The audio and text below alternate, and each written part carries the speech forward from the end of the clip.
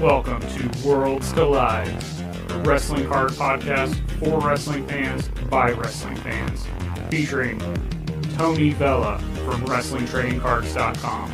This is like a stock market. And Zhan Morning from Wrestling with Cards on YouTube. And I'm not saying there's a right or wrong answer, I'm just posing the question. Join them as they navigate the world of wrestling cards, helping you build a bigger and better collection and making some money along the way. And trading card collectors, welcome to Worlds Collide. This is Zhan from Wrestling with Cards on YouTube. This is Tony from WrestlingTradingCards.com. All over the place. Yep, and this is Zhan all over the place. I think we're both all over the place on topics, on social platforms, on everything. You're on everything. I think you're probably still on MySpace, probably. Oh man, yeah, I got to get that rebooted. Nostalgia, you know, that's what the hobby's about. It's nostalgia. So everything comes full circle. I'm gonna open up my MySpace again. I've got a Blockbuster ready to go. I mean, there you go. We're bringing back that stuff, but we're also bringing back manager cards today. Manager cards. This is a little bit off the beaten path of wrestling. If you want to compare this to sports cards, this is kind of like the coach cards that used to be. You know, you'd get those coaches cards, but I think there's kind of some opportunity here that people aren't thinking of. So why would anybody, do you think, why would they want to collect a manager card? Obviously, you got to be a fan of them, right? Yep. I mean, there's some pretty iconic managers throughout wrestling history that I think probably should carry some weight and value for some people, I think.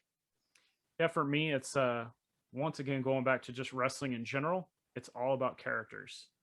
Exactly. And the managers are some of the wildest, strangest characters that we've ever seen in wrestling, even more so than the wrestlers. Yeah, well, because a lot of them were, ended up being mouthpieces for people who really couldn't talk. Right. And then so a they lot got to of them be were wrestlers previously. Correct. Or in some other entertainment, let's say Jimmy Hart with his promotion in the band, helped him promote the wrestlers. Sure.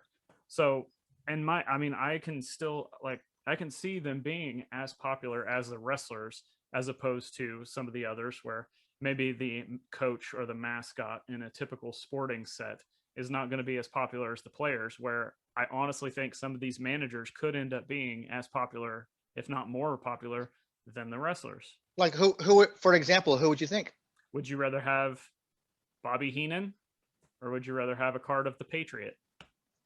I'd rather have Bobby Heenan, of course. That's what I'm talking about. Now, there are some people who put Tony Schiavone up there, and I know he's not a manager. I'm going to put announcers in the same category as managers. Sure, absolutely. And there, JJ Dillon. That's another. What if you're a Four Horsemen collector? You could put JJ in there. And even Gordon Solly would be a good one too. And both of those guys, I could see them being more popular than a good chunk of modern stars. Yep. Jim Ross. Yep. You start talking about announcers. Hell, I mean, you have, again, wrestlers turn into announcers, Gorilla Monsoon, just so many of them. So many of them. Where do you think it stands as far as like collecting, availability, those kind of things? Where does it compare to buying singles or buying tag teams? We've talked about, tag team cards in the past, and everybody knows about singles cards. So where do you think the manager cards kind of fall in between those? I think if you're looking from a financial standpoint, they're very affordable. I can't think of anything off the top of my head that was going to be like, it's going to break the bank. If you're looking to collect, if you're a Bobby Heenan fan.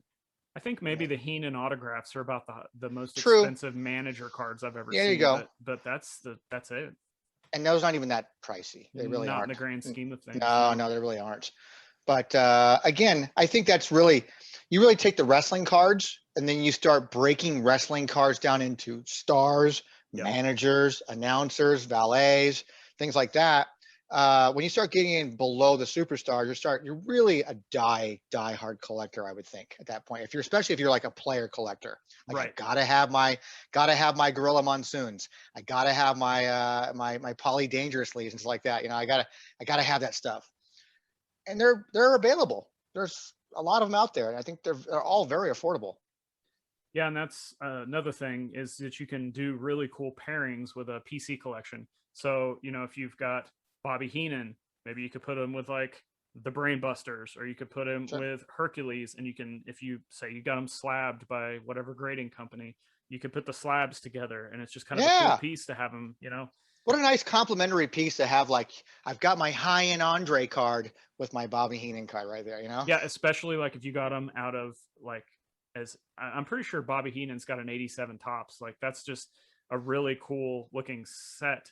That if you could get He's that, got to be in that set. He's got yeah, to if be you in could that get set. the Andre, and then if you could get the manager beside it, or I'm Heenan managed other people, so we just can't just specifically talk about Andre. I know he's got a card in that set. I think he's actually got a card with Hercules. I can see it in your background right now. Yeah, that's There right. it is. Bottom left corner on the screen. It's him and Hercules. And one thing I liked about the Bobby Heenan cards is like he's always like pointing at the camera, and he just looks angry. He's like typical heel manager. Yeah, but he was so cool, man. Yeah. Let's see, Undisputed 2016 Topps Undisputed. I believe it's number 48. I have that card down as one of my favorite Bobby Heenan cards. And then I also am a really huge fan of Paul Bearer cards. And it's this really odd thing that it just looks like he had an accident in his pants. His facial expressions in every Always. single card, all the time. Did you ever get a chance to meet Paul Bearer? I have not, no. I met him a couple times at the Cauliflower Alley Club site. Super sweet, nice guy he was. It was just he always seemed like if you handed him a trading card like that, he had a conversation about it. Like he would talk about That's awesome. that picture. It was awesome. It was just so great. This is a little bit off topic, but when you run into the superstars and their cards, what do you think the ratio is as far as like if they talk about the card, if they show interest in the card, or if they're just like, whatever, it's just another signing? I think the majority are whatever, it's just another signing. Especially if you're going someplace and you're paying them to sign something. I think one of the greatest experiences I ever had from a manager, or not even a manager, just from a wrestler, I should say, that because we're off topic, that liked to talk about their card is Roddy Piper. So I met him so many times over the years, and I had talked to my friend, David Porter, co-owner of WTC. Hadn't met him at the time. I said, man, he's so nice, man. He loves to talk to you about, you bring something, he'll tell you the story behind it, kind of thing. That's awesome. And we were at Comic-Con San Diego one year, and I brought him, I believe it was a WCW Topps card from 98 or 98, whatever it was. And he just, oh man, is there a promotion I haven't been part of? And he would just talk about it and go, thank you so much, man. I really appreciate your support all years like that. This was a great, I'm acting really goofy here. Aren't I? It's like that. I mean, he just would talk about the card. He was so cool. He made you feel like, cool. Card collectors are cool, man. Yeah. It makes you want to collect them even more when they're like, yeah. That. So you need to become a fan. You want to go out and buy more stuff from him. So manager wise, I took a few of those cards with me to Cauliflower. That was the place to go to, meet a lot of the old timers. I got Jim Ross to sign a card for me there. I got Paul Bearer to sign the card for me there. I think I got Heenan didn't sign a card for me. I had Heenan sign the book for me once when he was at RVD's comic book store one time years ago. Those guys are just big characters, man. They had to carry it. They had to carry the talent, because you usually get paired up with someone because maybe that talent couldn't speak very well on a microphone. Maybe that was their weakness. Maybe they had a great build, a great gimmick, but they just couldn't talk. And you get someone like Bobby Heenan can put you over, man. Yeah, and then they'll take a bump too. They get involved with the angle. Oh yeah, and it's because a lot of these guys used to be wrestlers themselves, so right. Of course they could take a bump. But even valets, you get a Miss Elizabeth. Yeah. Or woman, or Sherry Martin. Sherry was awesome. These big characters. They were just big characters, and why wouldn't you want to collect them? Why wouldn't you? I think one thing is they're a little bit more scarce. Do you think they are? I think so. Because even if you look in some of the older sets, it's like a 1 to 10 ratio kind of managers to wrestlers. Well, yeah, but I think that also for some reason it reminds me like the classics and even maybe even some of the early top stuff. Like you would break open a pack and it's like you're always like, oh man, I pulled another Heenan. Why can't I get that Hogan card, man? Yeah, maybe that's true too. And then it's almost like they printed more of them for some reason. I remember I used to pull all those coaches cards of the team, I'd buy a bunch of NBA hoops cards when I was a kid, and I'd pull the team logo card, and I'm just like, really? do I need another Portland Trailblazers logo card? Come on. I mean, for me, you mentioned that you liked basically the Paul Bearer. I like Paul Bearer stuff too. Like one of my favorite cards is from the '93 Merlin set. I love that picture with him and Undertaker together. It's just a So fun correct set. me if I'm wrong, but I believe, and don't kill me for saying this because I know we both hate this. Is that Paul Bearer's rookie card?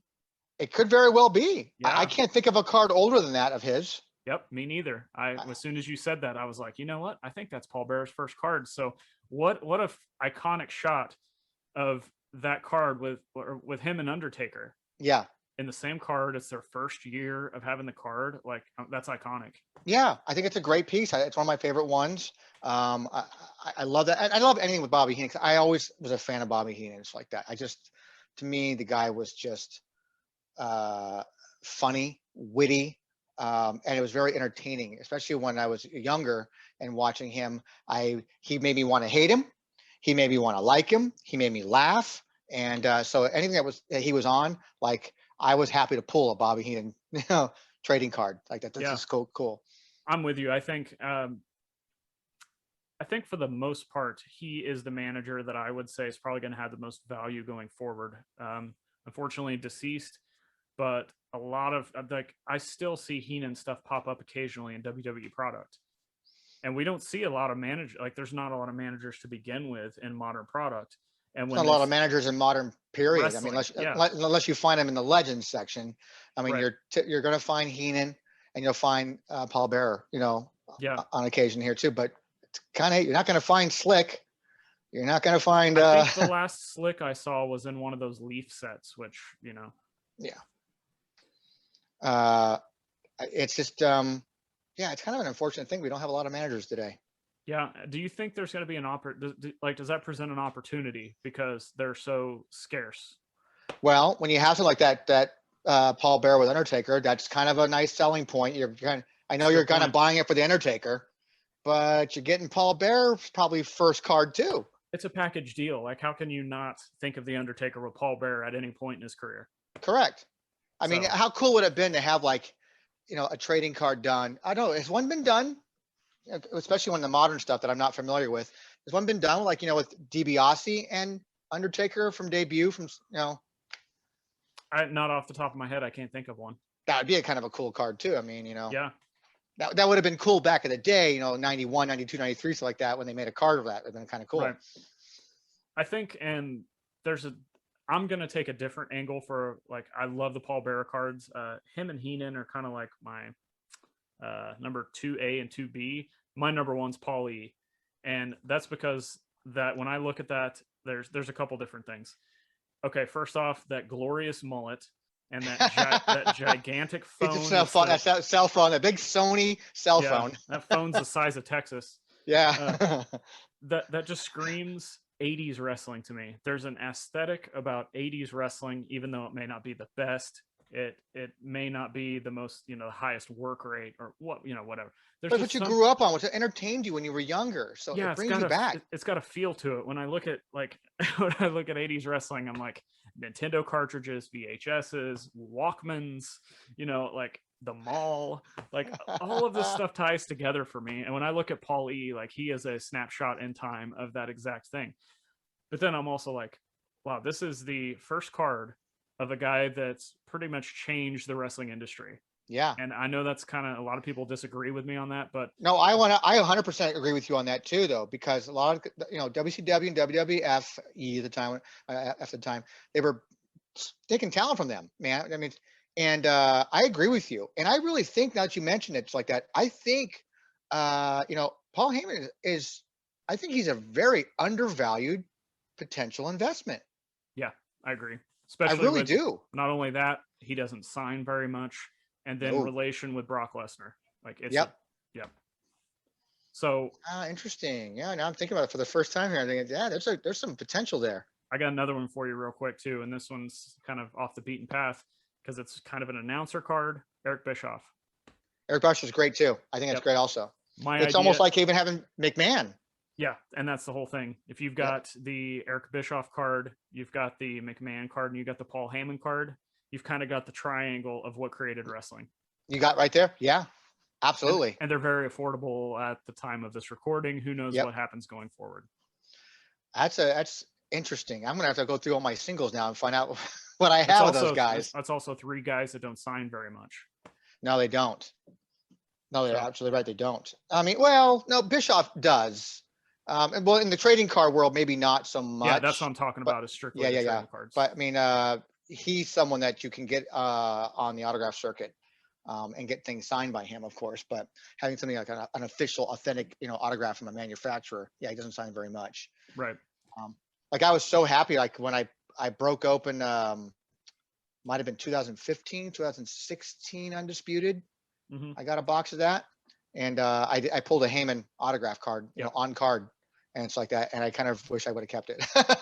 That's the one I had. Like I bought it for a couple of years ago. I think it was like $20, and I'm like, and the only I like serial numbered cards or parallels to just kind of give it even more of a scarcity thing. This wasn't what I had. Yeah, mine isn't either. It's the same one you're talking about, and I just don't see myself ever getting rid of it. Like it's just too special. It represents too much. Maybe I sold it to you. That would be interesting. It was a couple years ago, so it was a couple years ago I sold it. That would be awesome, actually. Small world. So anything else about the managers before we get out of here? I think we've covered quite a bit, given you some good ideas of who to look out for, kind of some cards to chase after, what could go. Is there anybody in the current market right now that you think, are there any managers that I'm not thinking of right now in the current market in any promotion that's got cards? Like with current cards? Not that I can think of, because I think the managers now are just so makeshift. Like AEW's got a few, but they don't have cards. They're not yet. But then if like Tully Blanchard, technically he could be considered a manager, but he's got the Correct. wrestling cards. Yeah, I mean he's kind of bumping cheating again still. But what about like was it the what's the one NXT's got some managers, but again, I don't see them. What's in WWE? What's with Lashley and those guys? They just broke up, I guess. But wasn't MVP? MVP, yeah. But then again, I mean, but he's already got as a performer card many times over. So right, yeah, it's hard to find those guys that are the pallbearers, or I'm not aware of any Heenan wrestling cards before when he was actually active. Yeah, I can't think of any either. Okay, so like most of his cards then are just strictly manager cards. I can't think of anybody that's like that. Are there any JJ Dillon ones when he's active? I don't know. It's a good question. I know there's just the manager cards of when he was active in that 88 Wonderama. Yeah.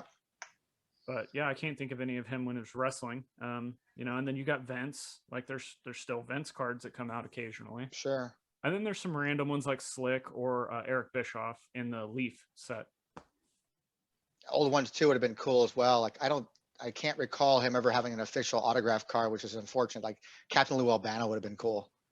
Yeah, actually, and he's got a really cool card in the 85 Tops where he's got the Santa outfit on. Yeah. It's awesome. Like oddball. It's awesome. It's great. Yeah. So guys, there's cool manager cards out there if you like managers, which I don't know who doesn't. So hopefully we've given you some ideas of some stuff to go check out and have some fun with, especially if you feel like you're getting priced out of other cards. Tony, let everybody know where they can find you so they can go send you some pallbearer cards and some Kurt Angle cards. Everything's going to be under WrestlingTradingCards.com. I know the site's still down, but hopefully it's up by the time this comes out, actually. And I'll have all the social media ways to get a hold of us, email address, and everything will be there.